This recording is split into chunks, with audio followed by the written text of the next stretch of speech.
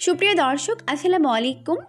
আজকের পর্বে আপনাদেরকে কলার মধ্যে ডিম দিয়ে সবথেকে সহজে আর ঝটপট কম সময়ে তৈরি করে নেওয়া যায় অসম্ভব মজার একটি নাস্তার রেসিপি তৈরি করে দেখাবো। আশা করছি রেসিপিটি আপনাদের কাছে অনেক বেশি ভালো লাগবে। নাস্তা তৈরি করার জন্য এখানে আমি নিয়েছি 2টি পাকা কলা। এখন প্রথমে আমি কলাগুলোর খোসা ছাড়িয়ে নিচ্ছি। এরপর একটি বোলের মধ্যে নিয়ে নিচ্ছি। এরপর এখন আমি এখানে 2টা ডিম নিয়েছি। এখন আমি ডিমগুলোকে ভেঙে নিচ্ছি। এরপর একটি কাঁটা চামচের সাহায্যে কলাগুলোকে খুব ভালোভাবে ম্যাশ করে নিচ্ছি। তো এইভাবেই আমি ডিম আর কলা একত্রে খুব ভালো করে মিক্স করে নিব। তো যখন ডিম আর কলা একত্রে খুব ভালোভাবে মিশে যাবে ওই পর্যায়ে আমি এর মধ্যে অ্যাড করে দিচ্ছি হাফ কাপ পরিমাণ চিনি। তবে যদি হালকা মিষ্টি খেতে পছন্দ করেন সেক্ষেত্রে এখানে 4 টেবিল চামচ চিনি দিলেই হবে। এরপর এখন এর মধ্যে দিয়ে দিচ্ছি হাফ চামচ পরিমাণ ভ্যানিলা এসেন্স। এরপর দিয়ে দিচ্ছি 2 টেবিল চামচ পরিমাণ সয়াবিন তেল। এখন একটি কাঁটা চামচ দিয়ে খুব ভালোভাবে সমস্ত উপকরণগুলোকে মিশিয়ে নিচ্ছে। ততক্ষণ পর্যন্ত মেশাবো যতক্ষণ না পর্যন্ত চিনি খুব ভালোভাবে গলে মিশে যায়। তো মেশাতে যখন চিনি খুব ভালো মতো গলে মিশে যাবে ওই পর্যায়ে এর মধ্যে আমি দিয়ে দিয়েছি 1 কাপ পরিমাণ ময়দা, 1 চামচের 4 ভাগের 1 ভাগ পরিমাণ লবণ আর হাফ চামচ দিয়ে দিলাম বেকিং পাউডার।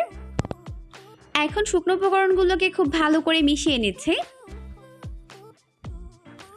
তো এগুলোকে খুব ভালো করে মিশিয়ে আমি একটি স্মুথ ব্যাটার তৈরি করে নিব। তো এখন খুব ভালো করে মেশানো হয়ে গেছে আর এখন আমাদের নাস্তার ব্যাটার রেডি। এখন আমি নাস্তাগুলোকে তৈরি করে নিব। তো এই জন্য আমি এখানে এরকম একটি ছোট চামচ নিয়েছি আর এই চামচের মাপে আমি সবগুলো নাস্তার শেপ দিয়ে দিব। এখন নাস্তাগুলোকে ভাজার জন্য চুলায় একটা প্যান বসিয়ে দিয়েছে আর যথেষ্ট পরিমাণে তেল দিয়ে তেলটিকে খুব ভালোভাবে গরম করে নিয়েছে। এখন আমি এর মধ্যে অল্প অল্প করে ব্যাটার দিয়ে দিচ্ছি। তো একবার যতগুলো ধরে আমি দিয়ে দিলাম, বাকিগুলোকে পরের ব্যাচে ভেজে নিব। তো 1 মিনিট পরে দেখা যাবে নাস্তার শেপগুলো এভাবে ফুলে তেলের উপরে ভেসে উঠেছে। তো এখন আমি এগুলোকে উল্টে দিচ্ছি অপর পাশটিকে ভেজে নেওয়ার জন্য। এখন আমি নাস্তার শেপগুলোকে উল্টে পাল্টে 2 পাশ গোল্ডেন ব্রাউন করে ভেজে নিব। আর প্রতিটা ব্যাচ ভাজতে আমার টোটালি 4 মিনিটের মতো সময় লাগবে। তো এখন ভাজা হয়ে গেছে। এখন আমি এইগুলোকে তেল ঝরিয়ে তেল থেকে উঠিয়ে নিচ্ছি।